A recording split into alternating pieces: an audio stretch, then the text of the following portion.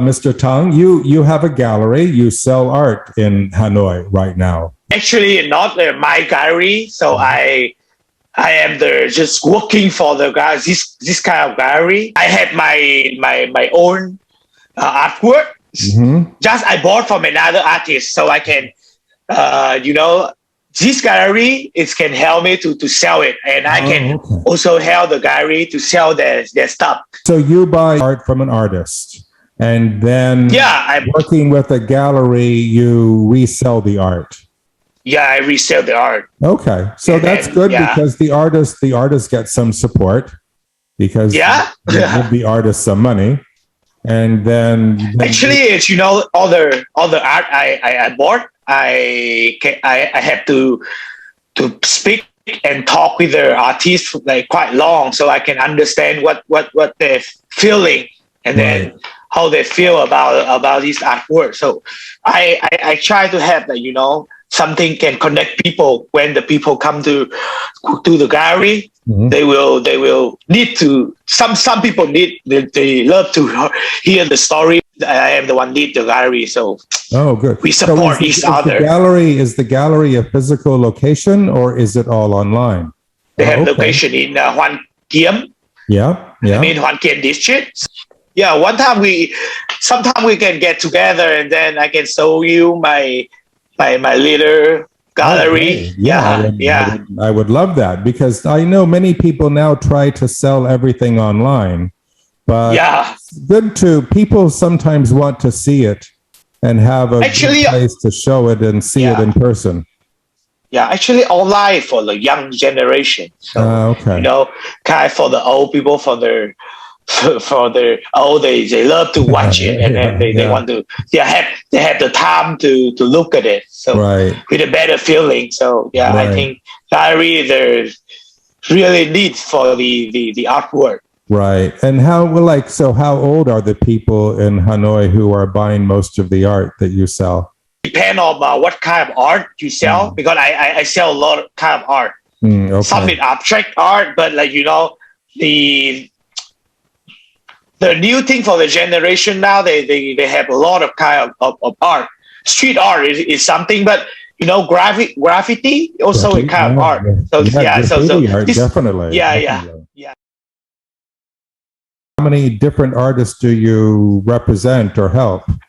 Until now, it's for 10 artists. 10 is a good 10 number. Artists, but this all kind of artists is the artist I have the kind of my favorite artists. Definitely. So that I love the artwork from them. So I kind of support them and then want to more people know about this kind of art.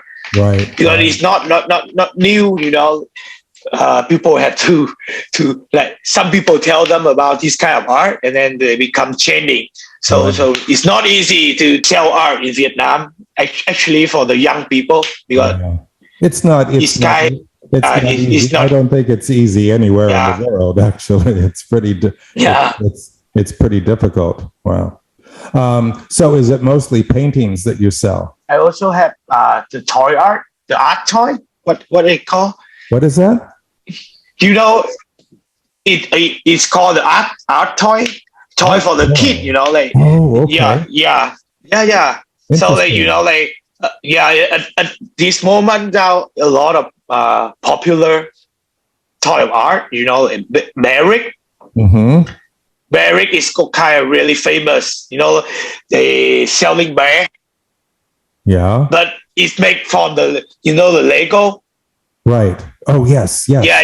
They make from that, and then actually they make it become exclusive by limited this kind of quantity. So this piece have only 10 pieces. Oh, okay. Yeah. So they make the people buy this kind of art have to be collector.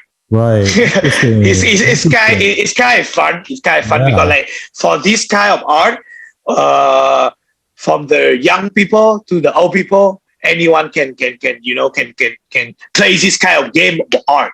Oh, that's interesting. So, I mean, when we talk about young people, I kind of am curious.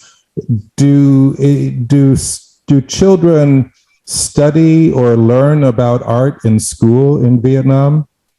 No, actually, we have a subject drawing, but we don't, we don't learn a lot about art in Vietnam. Oh, okay, and not about like art history or or things like that. This kind of you have to be like in university. Yeah. It's the same in the U.S. I think when I was young, we had a little bit of art, but that's all gone now. In middle school, I study in Vietnam, but in high school, I study in Canada. Yeah. So this guy, I am the one like in the middle, so I can have a lot of story. Yeah. I think that's probably good to have, experience studying in both cultures. I think that's probably why you're like, you're a good art promoter and fashion guy, I think. Okay. So I also heard that you also own an art gallery. Yeah, well, not really me. It was not something that I did. It's something that my ex-wife did, and okay. Usually I don't like to talk about my ex-wife very much. Okay. but no, it was she had a gallery, and it was in Chicago, Illinois. Yeah. And it was pretty successful.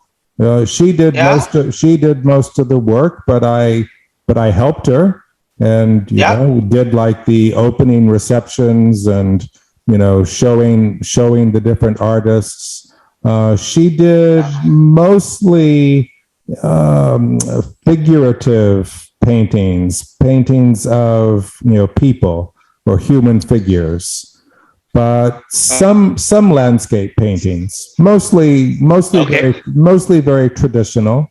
But her artists she had some young artists and she had some old artists. About similar to you, about 10 artists that she promoted all at the same time, and that's such important. So it's so important for artists to have somebody to support them and to show them, because most artists don't know how to sell themselves. They don't know, they don't understand the market. And I know. And they probably shouldn't. Their job is to be creative and just painting. Yeah, I know. To do creative and wonderful things. That is a big problem for the whole artist. Yeah. They want to sell it, and also they want to painting. So that's so hard to do both things. Right. Like marketing. So they shouldn't. My opinion is that an artist should not do the job of selling. The artist should do the job of creating, and then but the dynamic or the chemistry between the artist and the person who is doing the gallery or doing the marketing, that's very important, because of course the business side or the marketing side, they have to understand the creative people. So it's a balance, and when it works very well, it's very successful as a business for the gallerist, and it's also very successful and rewarding for the artist. So it's not an easy thing to do, but when it works, it was very satisfying. So back to my experience with my wife, it was a very satisfying and very rewarding thing to see. So when we did that, it was pretty good. It was wonderful, actually.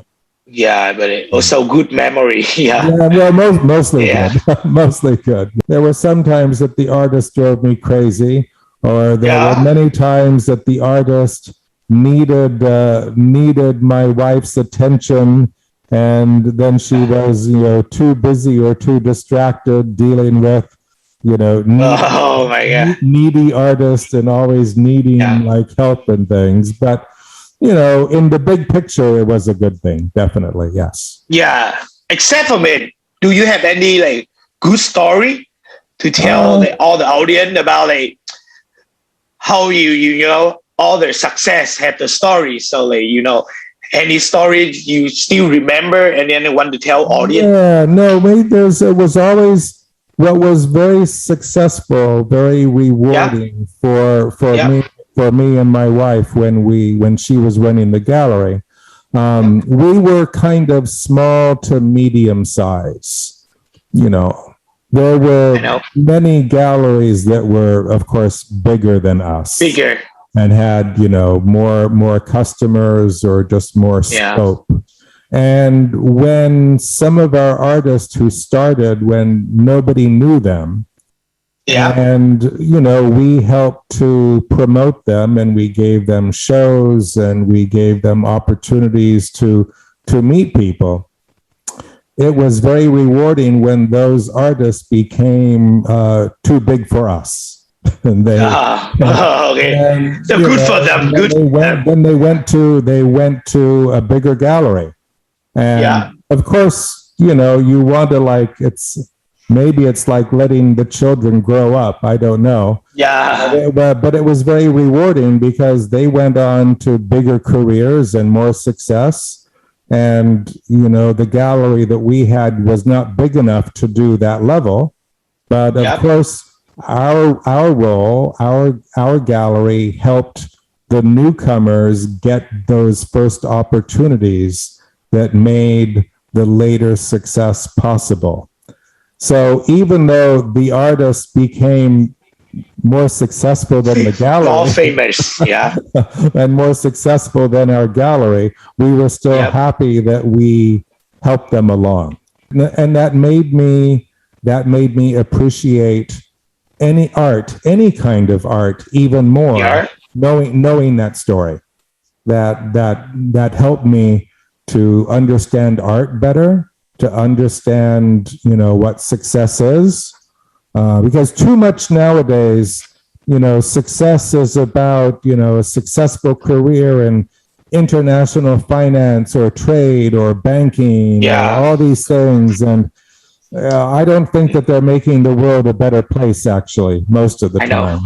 But with art, that's different. Art is improving, and not enough people, young people, old people, anybody today, I think, understands that. They're too fixed on these short-term notions of financial success, or it's not so important when you think about it.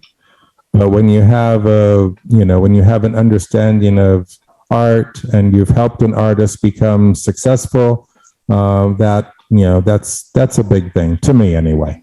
Yeah, I heard a lot about gallery, but I am the new in this kind of area, so I have some question to ask that. What is the real how properly the real gallery work? It's hard to tell because most galleries are small. Most galleries are small and very private.